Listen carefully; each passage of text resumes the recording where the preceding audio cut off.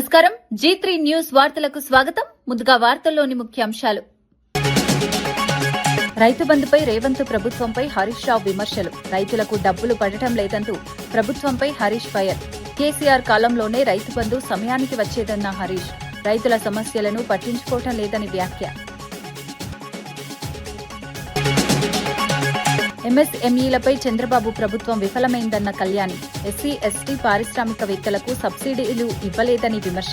డ్వాక్రా మహిళలను మోసం చేశారంటూ ప్రభుత్వంపై విమర్శలు. చిన్న పరిశ్రమలకు మద్దతు ఇవ్వలేదంటూ ప్రభుత్వంపై ఫైర్. రాజకీయాలు కలుషితం అవుతున్నాయన్న మహేష్ కుమార్ గౌడ్. ధనార్జన కోసం రాజకీయాల్లోకి వస్తున్నారని వ్యాఖ్య. రాజకీయ నాయకుల తప్పులు బయటపెట్టాలి అన్న మహేష్ గౌడ్. ప్రజాసేవ చేయాలనుకునే వారికి కాంగ్రెస్ ఆహ్వానిస్తుందని వెల్లడి.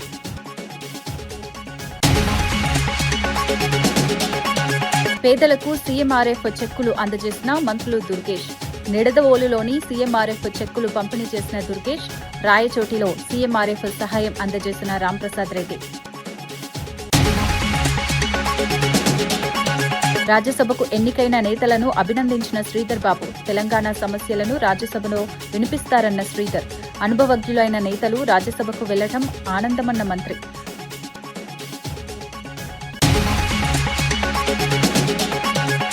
రాజమండ్రిలో జగన్పై తీవ్ర విమర్శలు వ్యక్తమయ్యాయి. ప్రజా సమస్యలపై స్పందించకుండా కేవలం బల ప్రదర్శన యాత్రలపై మాత్రమే జగన్ దృష్టి పెట్టారని విమర్శించారు. ప్రజలకు సంబంధించిన ఏ పబ్లిక్ సమస్య వచ్చినా జగన్ స్పందించడం లేదని అన్నారు. పార్టీ నాయకులకు ఇబ్బంది వచ్చినప్పుడు మాత్రమే స్పందిస్తున్నారని ఆరోపించారు. పాల వ్యాపారం చేస్తున్న గణేష్ 11 సంవత్సరాలుగా ఈ వ్యాపారం చేస్తున్నాడని గుర్తు చేశారు. ఈ సమయంలో వైఎస్సార్సీపీ ప్రభుత్వం కూడా అధికారంలో ఉన్నదని పేర్కొన్నారు. అప్పట్లో కూడా ఈ విషయాన్ని పట్టించుకోలేదని విమర్శలు గుప్పించారు. వెండరు అన్లైసెన్స్డ్ మిల్క్ సప్లై చేస్తున్నాడు అంటే మరి జగన్మోహన్ రెడ్డి గారి ప్రభుత్వం కూడా ఉంది కదా, మరి వాళ్ళు గాడిదలు కాసినట్టే కదా. This is not right at all. ఇప్పటికైనా ప్రభుత్వం మేల్కోవాలి. ఇప్పటికైనా ఫుడ్ సేఫ్టీ డిపార్ట్మెంట్ అన్నది దాని సిబ్బందిని పెంచుకోవాలి. పాల మీద నిరంతరం నిఘా ఉండాలి. గుడ్లైతేనేమి లేక చికెన్ అయితేనేమి ఇవి కూడా గ్రోత్ హార్మోన్స్ ఉన్నాయి అన్న భయం చాలా మందిలో ఉంది. చాలా మందికి చాలా లాంగ్ టర్మ్ డిసీజెస్ వస్తున్నాయి. ఇవన్నీ కూడా అరికట్టాల్సిన బాధ్యత ప్రభుత్వానిదే. గీతం యూనివర్సిటీ భూముల వ్యవహారంపై విశాఖ జిల్లా కలెక్టర్ కార్యాలయం ఎదుట వైఎస్సార్సీపీ నాయకులు ఆందోళన చేపట్టారు. పెద్ద సంఖ్యలో నాయకులు కలెక్టరేట్లోకి వెళ్లేందుకు ప్రయత్నించగా పోలీసులు అడ్డుకున్నారు. విద్యాసంస్థల ముసుగులో ఎంపీ భరత్ భారీగా భూములు ఆక్రమించారని ఆరోపించారు.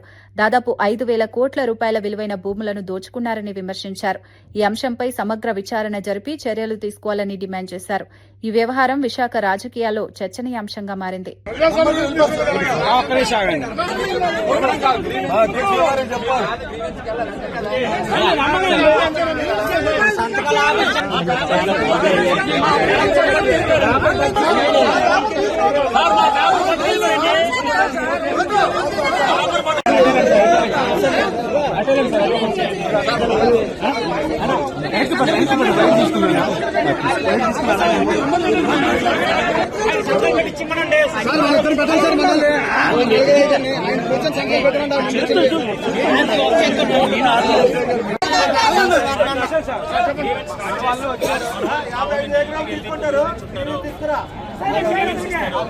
స్టార్ట్ చేయమంటే మేము బయటికి వెళ్ళిపోతాం.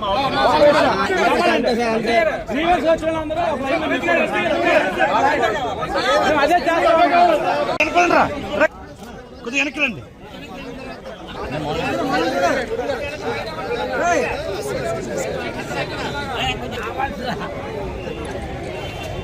వెనక్కి రండి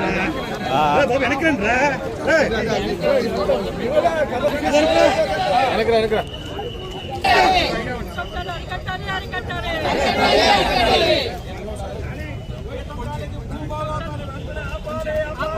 ఆంధ్రప్రదేశ్లో పేద కుటుంబాలకు ఆరోగ్య భద్రత కల్పించేందుకు ప్రభుత్వం కట్టుబడి ఉందని మంత్రులు కందుల దుర్గేష్, మండిపల్లి రాంప్రసాద్ రెడ్డి తెలిపారు. నిడదవోలులో మంత్రి కందుల దుర్గేష్ 38 మందికి 26.52 లక్షల విలువైన సీఎం రిలీఫ్ ఫండ్ చెక్కులు పంపిణీ చేశారు. మరోవైపు రాయచోటిలో మంత్రి మండిపల్లి రాంప్రసాద్ రెడ్డి 48 మందికి 70 లక్షల విలువైన చెక్కులు అందజేశారు. వైద్య చికిత్స కోసం ఆర్థిక సహాయం అందించేందుకు ప్రభుత్వం చర్యలు తీసుకుంటోందని తెలిపారు. ఆపదలో ఉన్న వాళ్ళకి పేద వర్గాల వారికి. ఇప్పుడు మనం గమనిస్తే చెక్కులు తీసుకున్న వాళ్ళని చూస్తే వాళ్ళు ఎంత పేదరికంలో ఉన్నారో అర్థమవుతుంది. అందరూ కూడా వారి మొహాల్లో చిరునవ్వు కనబడతా ఉంది. ఆరోగ్యం బాగుపరుచుకోవడానికి, కుదుటపరుచుకోవడానికి ముఖ్యమంత్రి గారు ఇస్తున్నటువంటి సహకారానికి వారందరూ కూడా ముఖ్యమంత్రి గారిని, ఉప ముఖ్యమంత్రి గారిని, కూటమి ప్రభుత్వాన్ని ఆశీర్వదిస్తున్నారు. శ్రీకాకుళంలో వైఎస్సార్సీపీ నాయకులపై ఎమ్మెల్యే గొండు శంకర్ తీవ్రంగా విమర్శించారు. రైతులను తప్పుదారి పట్టించే ప్రయత్నం చేస్తున్నారని ఆరోపించారు. కేంద్ర మంత్రి కింజారపు రామ్మోహన్ నాయుడుపై వ్యాఖ్యలు చేయడానికి వైఎస్సార్సీపీకి హక్కు లేదని అన్నారు. నేరేడి బ్యారేజ్ ప్రాజెక్టుకు ఉన్న అడ్డంకులను తొలగించేందుకు చర్యలు తీసుకుంటున్నామని ఇప్పటికే స్పష్టం చేశారని తెలిపారు. అయినప్పటికీ ఓపెన్ లెటర్ విడుదల చేసి రైతుల్లో గందరగోళం సృష్టించడం హాస్యాస్పదమని వ్యాఖ్యానించారు. రైతుల ప్రయోజనాలను దృష్టిలో ఉంచుకుని ప్రభుత్వం పనిచేస్తోందని పేర్కొన్నారు. ఎంత మాట్లాడకుండా ఉంటే అంత మర్యాద వాళ్ళకి దక్కుతుంది. పార్లమెంట్లో ఆయన యొక్క పెర్ఫార్మెన్స్ని చూపిస్తున్నటువంటి రామ్మోహన్ నాయుడు గారి లాంటి మీద మాట్లాడే కనీస అర్హత మాత్రం మనకు ఎవరికీ లేదు. వంశధార ప్రాజెక్టు, నీటి ప్రాజెక్టు కోసం గౌరవ మంత్రివర్యులు అందరూ కూడా, వైసీపీ నాయకులు, సీనియర్ నాయకులు అందరికి కూడా మీరు ఎంత తక్కువ మాట్లాడితే మీకు అంత మర్యాద ఉంటుంది. మీ 5 సంవత్సరాల్లో మీరు తెచ్చిన 175 కోట్లలో మీరు ఎంత ఖర్చు పెట్టారు, ఎంత పర్సంటేజ్ వరకు మీరు చేశారు? స్ట్రైట్ క్వశ్చన్ అడుగుతున్నాను, మీరు చెప్పండి. తెలంగాణ నుంచి రాజ్యసభకు వేం నరేందర్ రెడ్డి, అభిషేక్ మను సింఘ్వి ఏకగ్రీవంగా ఎన్నికయ్యారు. రిటర్నింగ్ అధికారి వారి ఎన్నికను అధికారికంగా ప్రకటించి సర్టిఫికేట్లు అందజేశారు. ప్రధాన ప్రతిపక్షం బీఆర్ఎస్ అభ్యర్థులను నిలబెట్టకపోవడంతో ఈ ఎన్నికలు ఏకగ్రీవంగా మారాయి. ఈ సందర్భంగా మంత్రి శ్రీధర్ బాబు స్పందిస్తూ రాష్ట ప్రజల సమస్యల కోసం పోరాడే నాయకులు రాజ్యసభకు వెళ్లడం ఆనందంగా ఉందన్నారు. వేం నరేందర్ రెడ్డి మాట్లాడుతూ తెలంగాణ సమస్యలను ఢిల్లీలో రాజ్యసభ వేదికగా ప్రస్తావిస్తానని తెలిపారు. కాంగ్రెస్ నాయకత్వం తనపై ఉంచిన నమ్మకాన్ని నిలబెట్టుకుంటానని అన్నారు.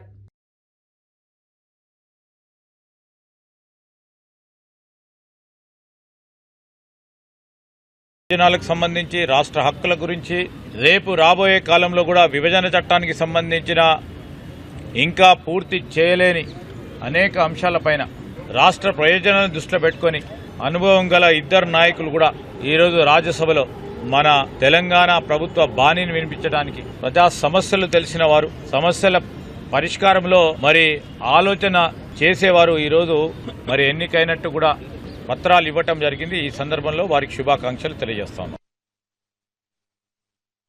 తెలంగాణ వాణిని వినిపించే విధంగా రాజ్యసభ లోపట మా కాంగ్రెస్ పార్టీ నాయకత్వం ఆధ్వర్యం లోపట తెలంగాణ సమస్యల మీద ఎప్పటికప్పుడు ఆ సమస్యలను పరిష్కరించే విధంగా కేంద్ర ప్రభుత్వం మీద ఒత్తిడి తెచ్చి ఈ సమస్యలు పరిష్కరించే విధంగా ప్రయత్నం చేస్తానని చెప్పి ఈ అవకాశం ఇచ్చిన కాంగ్రెస్ పార్టీకి పేరున హృదయపూర్వక కృతజ్ఞతలు తెలియజేస్తాను. ఎంఎస్ఎంఈల అభివృద్దిపై చంద్రబాబు ప్రభుత్వం ఏం చేసిందని వైఎస్సార్సీపీ మహిళా విభాగం అధ్యక్షురాలు వరదు కళ్యాణి ప్రశ్నించారు. ఎస్సీ, ఎస్టీ పారిశ్రామికవేత్తలకు ఇవ్వాల్సిన 800 కోట్ల సబ్సిడీలు ఇప్పటికీ ఇవ్వలేదని విమర్శించారు. ఈ కారణంగా వారు రోడ్డెక్కాల్సిన పరిస్థితి వచ్చిందన్నారు. 0 వడ్డీ రుణాలు ఇవ్వకుండా డ్వాక్రా మహిళలను కూడా మోసం చేశారని ఆరోపించారు. చిన్న వ్యాపారాలు, పారిశ్రామిక రంగానికి ప్రభుత్వం సహకారం అందించడంలో విఫలమైందని విమర్శించారు. పారిశ్రామికవేత్తలకు తగిన మద్దతివ్వాలని డిమాండ్ చేశారు. మహిళా పారిశ్రామికవేత్తల గురించి, ఎంఎస్ఎంఈల గురించి చెప్పడం జరిగింది. ఆల్రెడీ 1,00,000 మంది మహిళలకి పారిశ్రామికవేత్తలుగా తయారు చేసేసాను, ఇంకో 5 లక్షల మందికి పారిశ్రామికవేత్తలుగా నేను తయారు చేయబోతున్నాను అని చెప్పారు. నేను ఒకటే అడుగుతున్నాను చంద్రబాబు నాయుడు గారికి, ఈ పారిశ్రామికవేత్తలకి ఏమైనా మీరు 50% సబ్సిడీ ఇచ్చారా లేదా 90% సబ్సిడీ ఇచ్చారా? వాళ్ళు షూరిటీలు, సొంత ఆస్తులు షూరిటీలు పెట్టుకుని పరిశ్రమలు పెట్టుకుంటే దాన్ని మీ ఖాతాలో ఎలా వేస్తారు అని నేను అడుగుతూ ఉన్నాను. ఇప్పటికీ రాష్ట్రంలో ఈ 20 నెలలుగా తీసుకుంటే ఎస్సీ, ఎస్టీ పారిశ్రామికవేత్తలు వాళ్ళకి ఇవ్వాల్సిన 800 కోట్ల సబ్సిడీలు ఇవ్వక రోడ్డెక్కి ఆందోళన చేస్తూ ఉండే పరిస్థితి ఉంటే మీరు 1,00,000 మంది పారిశ్రామికవేత్తలుగా మహిళల్ని తయారు చేశాను అని ఎలా చెప్తారు?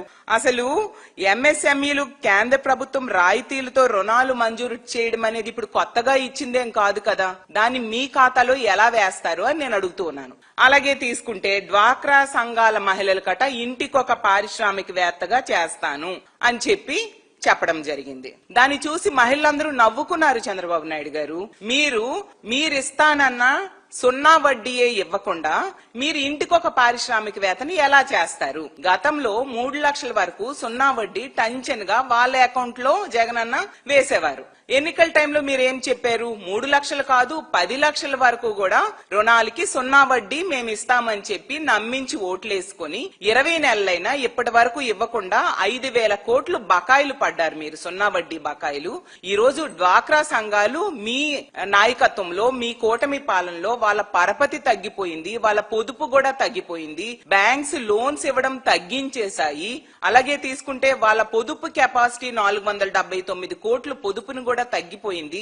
ఎందుకంటే వాళ్ళకి మీరు సపోర్ట్ గా నిలబడకపోవడం వలన, వాళ్ళకి సున్నా వడ్డీ ఇవ్వకపోవడం వలన ఇలాంటి దారుణమైన పరిస్థితులు డ్వాక్రా సంఘాలకుంటే ఇంటికొక పారిశ్రామికవేత్తని ఎలా మీరు తయారు చేస్తారు అని నేను అడుగుతూ ఉన్నాను. మళ్ళీ జగనన్న ముఖ్యమంత్రి 2019లో ప్రమాణ స్వీకారం చేశాక మహిళలకి 2019 ఏప్రిల్ వరకు ఉన్న రుణాలని ఆసరా ద్వారా వాళ్ళ అకౌంట్ లో 25,500 కోట్ల పైగా వేయడమే కాకుండా సున్నా వడ్డీ కూడా 5,000 కోట్ల వరకు వాళ్ళ అకౌంట్ లో వేయడం జరిగింది. ఫ్రీ బస్ గురించి చాలా గొప్పలు చెప్పారు, శ్రీశక్తి అనేసి పథకం పేరు చెప్పి. తీసుకుంటే మీరు ఎన్నికల టైంలో అన్ని బస్సులకి ఫ్రీ అని చెప్పి ఇప్పుడు రాష్ట్రంలో ఉన్న 16 బస్సుల్లో కేవలం 5 రకాల బస్సులకు మాత్రమే మహిళలు ఫ్రీగా ప్రయాణం చేసేట్టుగా అవకాశం కల్పించి 11 బస్సుల్లో వాళ్ళకి అవకాశం లేకుండా చేయడమే కాకుండా ఎన్నికల టైంలో రాష్ట్రంలో ఎక్కడి నుంచి ఎక్కడికైనా ఫ్రీ.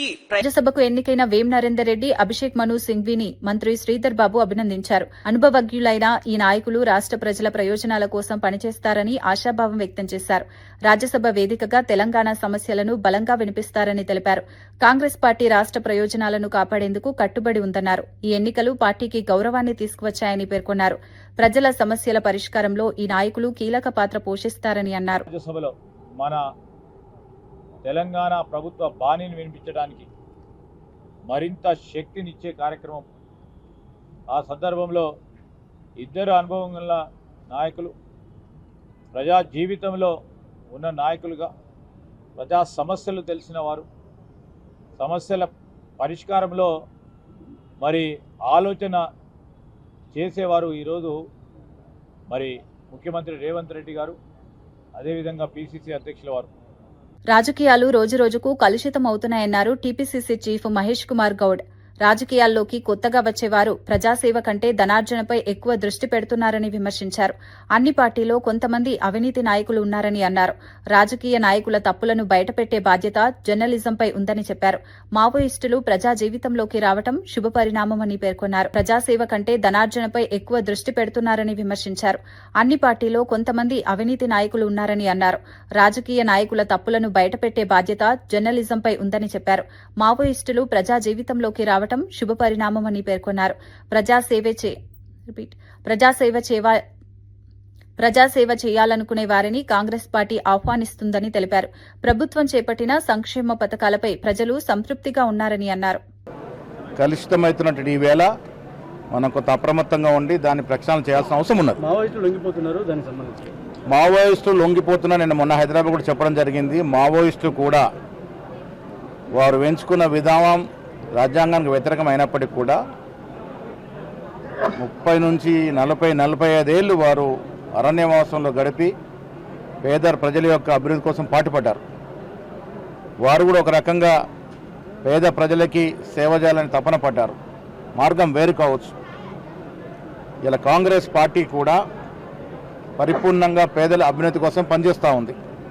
సో లొంగిపోయిన మావోయిస్టులు ఎవరైనా రాజకీయంగా వచ్చి ప్రజాసేవ చేయాలనుకున్నప్పుడు కాంగ్రెస్ పార్టీ వారికి సరైన ప్లాట్ఫామ్ అవుతుందనే మాట చెప్పాను. కారణం ఏంటంటే కాంగ్రెస్ పార్టీ పునాదుల్లోనే ఉంది పేద ప్రజల యొక్క అభ్యున్నతి కోసం పాటుపడమని. కాంగ్రెస్ పార్టీ పరిపూర్ణమైనటువంటి లౌకికవాద పార్టీ.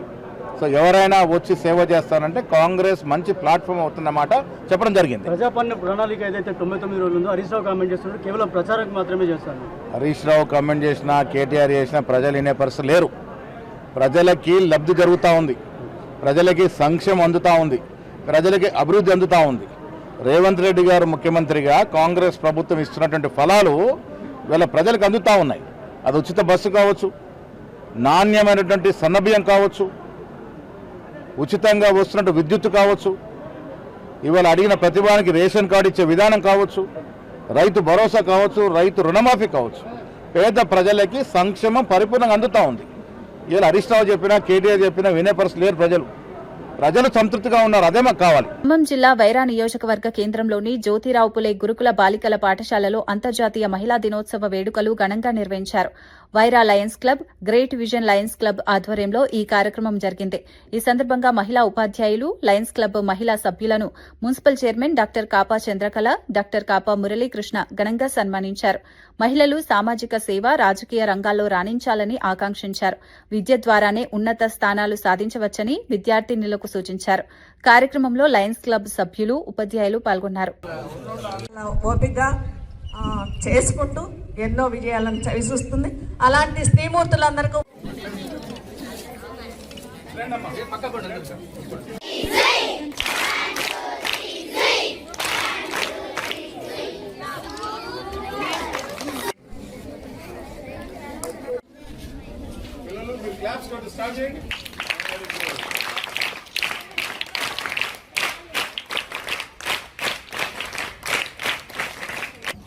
ఇవాళ మనము ఒక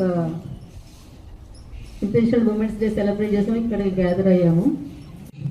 మనకి చాలా మంది మహిళలు పురాతన కాలం నుంచి, పురాణ గాథల కాలం నుంచి వీళ్ళందరూ కూడా ఎంతో కృషి చేసిన వాళ్ళు చాలా మంది ఉన్నారు. వివిధ రంగాల్లో, అలాగే రాజకీయ నాయకులు కానీ, వైమానిక దళంలో కానీ, మేడం అన్నట్టు అంతరిక్షంలో ప్రయాసించిన వాళ్ళు కానీ, అప్పటి నుంచే చాలా మంది కృషి చేయబట్టే మనం ఇలా ఉన్నాం.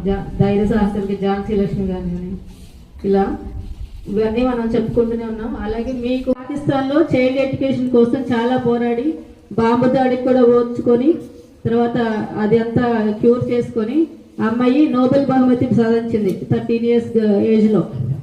అలాంటి వాళ్ళు మనకి చాలా స్ఫూర్తిదాయకం. మీరంతా ఆ అమ్మాయి ధైర్యాన్ని, పాకిస్తాన్ వాళ్ళ ఆర్మీకి ఎదురోడి పోరాడి మరి చైల్డ్ విద్య కోసం, ఎడ్యుకేషన్ కోసం చాలా పోరాడింది. ఆమె మీకు చాలా స్ఫూర్తి కావాలి. ఎందుకంటే సంకల్పం అనేది చాలా ముఖ్యం. ఖమ్మం జిల్లా వైరా మండలం గరికపాడు గ్రామంలో ఐఏఎస్ అధికారి చి ప్రియాంక జన్మదిన వేడుకలు నిర్వహించారు. ఈ సందర్భంగా జెడ్పీహెచ్ఎస్ పాఠశాలలో 10వ తరగతి పరీక్షలకు సిద్దమవుతున్న విద్యార్థులకు అధ్యయన సామగ్రిని అందజేశారు. రతన్ రాజు సహకారంతో ఈ కార్యక్రమం నిర్వహించారు. విద్యార్థులు భయపడకుండా ప్రశాంత వాతావరణంలో పరీక్షలు రాయాలని సూచించారు. ఉన్నత విద్య అభ్యసించి ఐఏఎస్, ఐపీఎస్ స్థాయికి చేరాలని ప్రోత్సహించారు. కార్యక్రమంలో ఎంపీడీఓ, పంచాయతీ సెక్రటరీ, ఉపాధ్యాయులు, గ్రామ పెద్దలు పాల్గొన్నారు.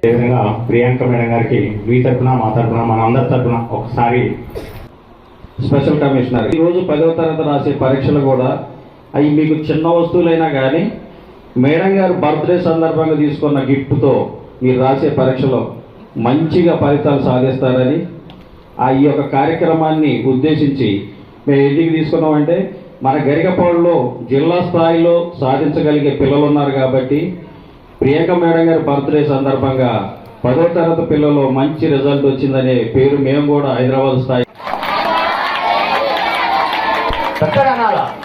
Happy birthday Priyanka madam. Okay right అండి.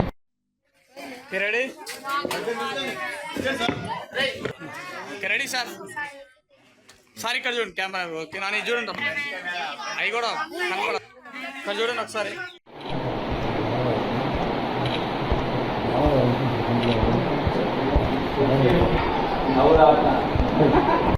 అంతర్జాతీయ మహిళా దినోత్సవం సందర్భంగా సంగారెడ్డి జిల్లా సెయింట్ ఆంటనీ మహిళా డిగ్రీ కళాశాలలో సైబర్ క్రైమ్ అవగాహన కార్యక్రమం నిర్వహించారు. ఈ కార్యక్రమానికి cyber security bureau DSP Venugopal Reddy ముఖ్య అతిథిగా హాజరయ్యారు.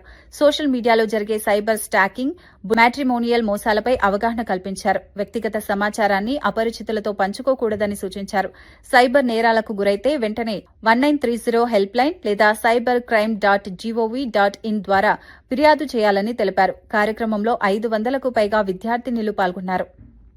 నెట్వర్క్ వాడి, వైఫైను వాడి లేదా ఏదైనా సిస్టమ్ వాడి, మొబైల్ ఫోన్ వాడి ఒక బ్యాంక్ అకౌంట్ టార్గెట్ చేసి డబ్బులు కొట్టడం సరే.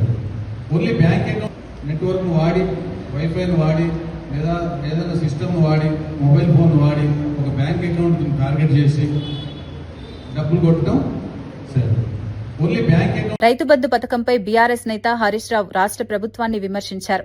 కేసీఆర్ అధికారంలో ఉన్నప్పుడు నాట్లు వేసే సమయానికి రైతు బంధు పడేదని అన్నారు.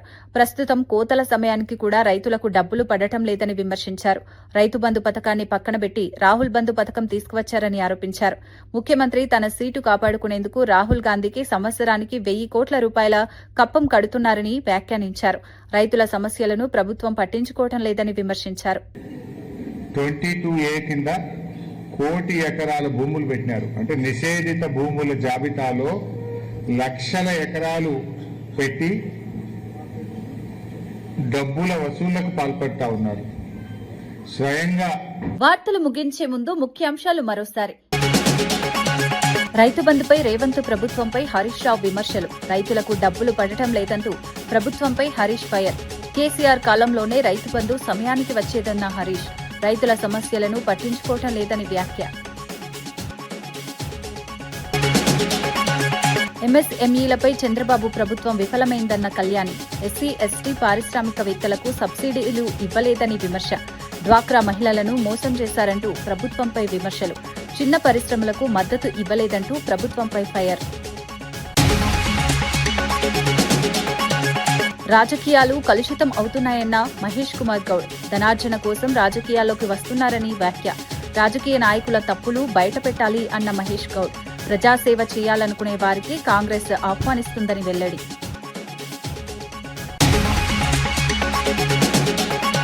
పేదలకు సీఎంఆర్ఎఫ్ చెక్కులు అందజేసిన మంత్రులు దుర్గేష్.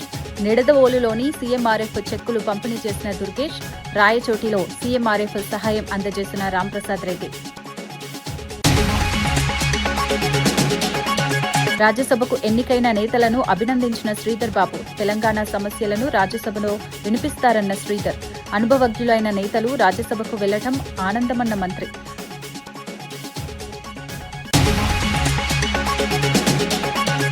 ఇవి ఈనాటి వార్తా విశేషాలు. మరో బులెటిన్లో మళ్లీ కలుద్దాం. నమస్కారం.